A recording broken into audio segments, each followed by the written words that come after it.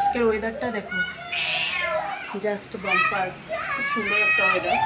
এখন জানি না আবার বিকাল পর্যন্ত ভালো থাকবে কিনা, কিন্তু কাপড় ধোবো যাই হয়ে যাক। তো hello everyone, welcome back to our channel. আশা করি তোমরা সব ভালো আছো, আমিও ভালো আছি। আজকে হলো মঙ্গলবার, তো এখন বাজে 12টা বাজে 2-3 মিনিট বাকি। গুড আফটারনুন বলবো, গুড আফটারনুন বলবো। আর ওরা যাওয়ার পরে আমি একটু ঘুমিয়েছিলাম, আশা করি চোখ মুখ থেকে বুঝতেই পারছো, কারণ ঘুম আসছিল, মোবাইল ঘাঁটতে ঘাঁটতে ঘুমিয়ে পড়েছি। তো এখন ঘরের সব কাজবাজ করবো। সকালে তো খালি বিছানা গুছিয়েছিলাম, তো সকালের কাজ এখন তো আর কাজবাজ করবো। তো আশা করি আজকে ব্লগটা ভালো লাগলে প্লিজ নো স্কিপ করে ব্লগটা দেখো। একটু খিচুড়ি খাবো। সকালে জল এক গ্লাস খেয়ে আর কিছু খাইনি, ঘুমিয়ে পড়েছিলাম। ওখান থেকে ঘুম থেকে উঠে খিদে লেগে গেছে। তো কালকে খিচুড়িটা না একদম পাতলা হয়নি, ঘন ঘন হয়ে গেছিলো পুরোটা। তো একটু খিচুড়ি খাবো।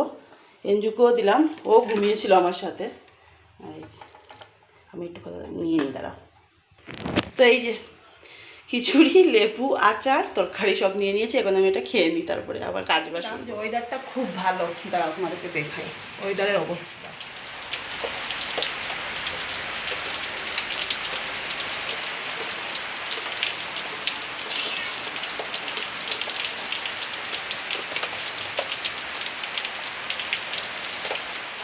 মানে ওয়েদারটা দেখে, মানে ওই সময় ওয়েদারটা দেখে আমি ওপরে দিয়েছিলাম, কী বলে এটাকে,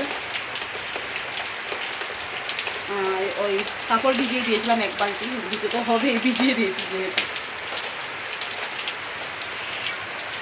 স্নান করে নিয়েছি। আর ওই গাঁদা ফুল গাছটার মধ্যে এই দেখো, দাঁড়াও দেখাই, এই যে একটা ফুল ফুটেছে। ওই গাছটার মধ্যে গাঁদা ফুল গাছটা, তো ছিঁড়ে নিয়েছি, এখন দিয়ে দেবো। এখন রেডি হয়ে নিয়েছি, মেয়েকে নিয়ে আসবো। এখন বাজে 4:10 বেরিয়ে পড়বো, কারণ ট্যাক্সিয়ে যাই তো, তার জন্য যদি আবার একটু হয়ে যায়, কি বলে এটাকে, লেট হয়ে যায় যদি। আর দেখবে যখন না টাইম বেরোবে তখনই দেবে ব্লক টক সব কাজ।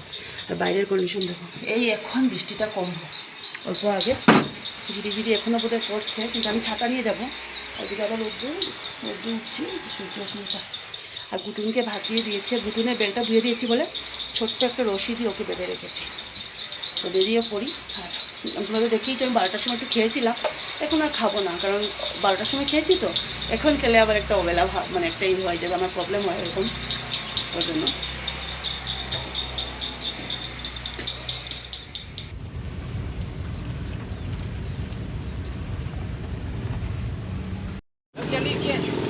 चालीस 35 बोला था ना आप, होगा दीजिए। পুঁই ডাঁটা, আলু 1 কিলো, পুঁই ডাঁটা, আর ড্রেস চেঞ্জ করো। আর কী বলে, আর কিছু না, ওইটাই। কারণ পুঁই ডাঁটাটা আমার মানে অনেকটাই ভালো লাগে সত্যি। তোমরা কার কীরকম লাগে জানি না, আমার খুব ভালো লাগে পুঁই ডাঁটা খেতে। আলু দিয়ে পুঁই ডাঁটা চচ্চড়ি। আর কালকে যে অমিতে যে মিষ্টি কুমড়োটা নিয়ে এসছে, যে কি ভালো বন্ধুরা, আমি তোমাদেরকে কি বলবো, ওই মিষ্টি কুমড়োটা এতটাই ভালো, তার জন্য ভাবলাম একটু রেখেছি এক টুকরো। তো মনে মনে একটা করেই গেছিলাম, মানে ভেবেই গিয়েছিলাম, যে মনটা বানিয়ে গিয়েছিলাম যে যদি পাই তাহলে পুজোটা নিয়ে আসবো, তার জন্য নিয়ে এসছি। এখন চেঞ্জ করব না, একবারে ওকে খাইয়ে চেঞ্জ করবো সন্ধ্যাবাতি দেওয়ার সময়, তাহলে আমাকে আর চেঞ্জ করতে হবে না। আর এখন আগে ওকে, ও ড্রেস খুলুক, আমি আগে কাপড় বের করি।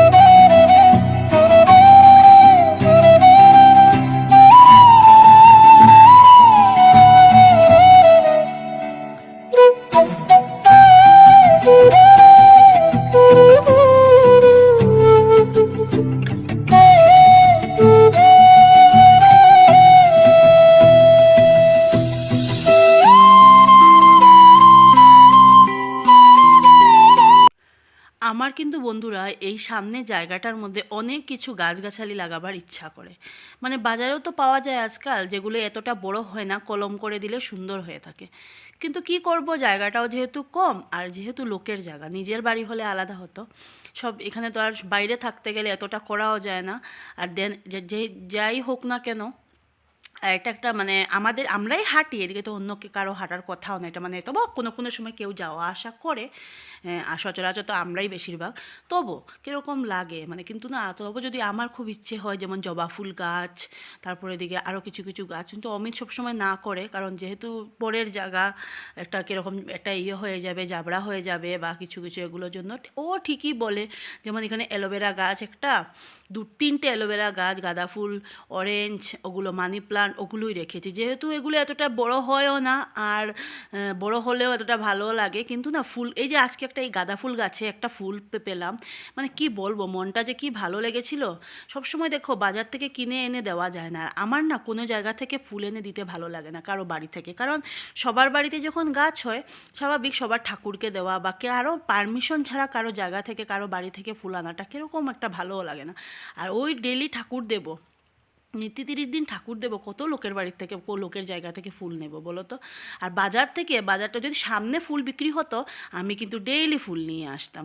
কিন্তু কি করব, ডেইলি ফুল সামনে বিক্রি হয় না, ওই যেতে হয় পিবিতে, আর ডেলি ডেলি পিবিতে যাওয়া সম্ভবও না। আর সবচেয়ে বড় কথা কি জানো তো বন্ধুরা, ফুল পেলার কোনো জায়গা নেই, কারণ এখানে কত রাখবো বা আমি এগুলো বলো তো, সারের জন্য রাখবো, কতগুলো সারের জন্য রাখবো। আর অন্যের জায়গায় মানে কি বলবো, মানে নিজের জায়গা না মানে বাড়ি না থাকলে, বাড়ি তো আছে, জায়গাও আছে, এটা বলবো না যে নেই, তবুও মানে যে কতটুকু কষ্ট করে থাকতে হয় বাইরে থাকলে একমাত্র বোঝা যায়। আগে যখন মেয়ে ছিলাম নিজের বাড়ি ছিল, এখনও নিজের বাড়ি আছে, জায়গা আছে, এটা বলবো না, বাইরে থাকি আর কি বরের কাজের সূত্রে।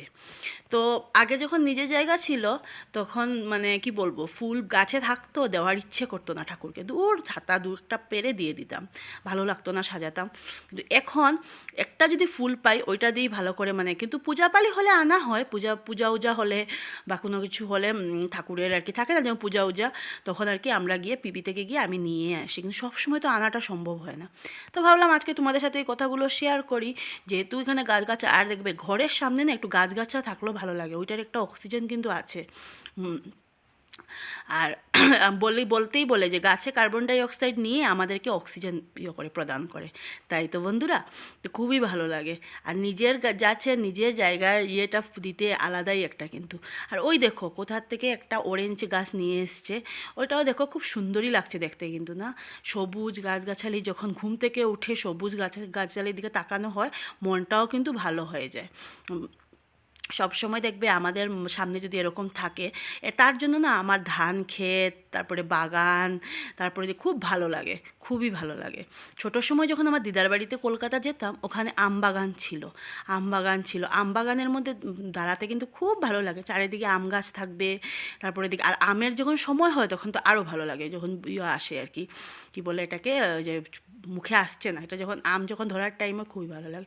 তো আজকে তোমাদের সাথে কিছু কথা শেয়ার করলাম, সব সময় তো থাকে না, শেয়ার করলাম আর কি, নিজের জায়গাটা দেখে মনে পড়লো। তো এখন বাজে 7:10 বাজে, আর সন্ধে হয়ে গেছে, অনেক সময় হয়ে গেল তো প্রায়। তো আজকাল তো 6:30 থেকে সন্ধ্যা হয়। তো মামন দুধ খেয়ে নিয়েছে আর অমিত চা খেয়ে নিয়েছে, কিন্তু আমি এখন খাবো না, আমি 8টার দিকে যদি পারি খাবো, নাহলে নাই খাবো, কারণ জানি না মানে খিচুড়ি খেয়েছিলাম না, তার জন্য বোধহয় লাগছে যেমন পুরো ভর্তি। আর গুটুনও দুধ খেয়ে নিয়েছে। আর এই ব্ল্যাঙ্কেটটা এটা গুছিয়ে নিয়েছে, কিন্তু এটা খোলা, কারণ এখন বসবো যে পা ঢুকি ওকে পড়তে বসিয়েছি, বুক নিয়ে বসেছি। আর অমিতকে বললাম রাতে রান্না করবো, পুঁইজাটার চচ্চড়ি করবো আলু দিয়ে, আর একটু মিষ্টি কুমড়া আছে ওইটাও দেবো।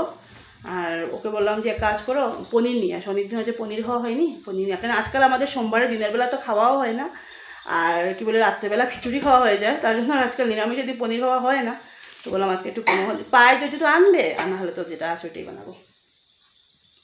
তো ওকে পড়িয়ে আবার যাচ্ছি রান্নাঘরে। ওগুলি এটাও কমপ্লিট, আর এটা এটা তো ইয়ের, এটা এসএসটি। Learn complete.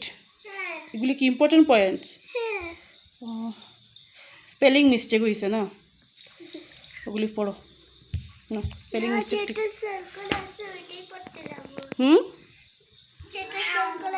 ও তো যেটা যেটা স্পেলিং মিস্টেক হয়েছে, এই যে একটা স্পেলিং মিস্টেক, এইটা স্পেলিং মিস্টেক, এদিকে আছে নাকি?